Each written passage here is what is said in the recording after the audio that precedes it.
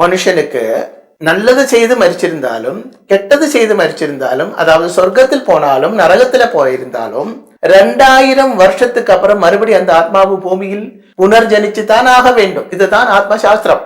அதுதான் பைபிள்ல இயேசு கிறிஸ்துவே சொல்லியிருக்காங்க, 2000 வருஷத்துக்கு அப்புறம் நான் திரும்பி வரும் அப்படி சொல்லியிருக்காங்க. அது ஏனென்றால் நம்ம ஹிந்து வேத சாஸ்திர பிரகாரமும் எல்லாரும் சொல்றாங்க இல்லையா, நீங்க நல்லது பண்ணு சொர்க்கத்திலே போயிடலாம், கடவுளே லயிச்சிடலாம். அதெல்லாம் ஒண்ணும் நடக்காது. இது பகவத்கீதையில ரொம்ப வெக்தமாகவே பகவானே சொல்லி இருக்கிறது, புனர்ஜென்மம் உண்டு. ஈஸ்வரனோட அம்சமாய், அதாவது சாட்சால் மகாவிஷ்ணு டிரைவராக இருந்தார். யாருக்கு? அர்ஜுனனுக்கு இல்லையா? தேரோட்டினா டிரைவர் தானே. அப்போ சாட்சாத் கிருஷ்ண பகவான் தன்னுடைய டிரைவராக இருக்க வேண்டுமானால் அர்ஜுனன் எவ்வளவு புண்ணியம் செய்த ஆளாக இருக்க வேண்டும்.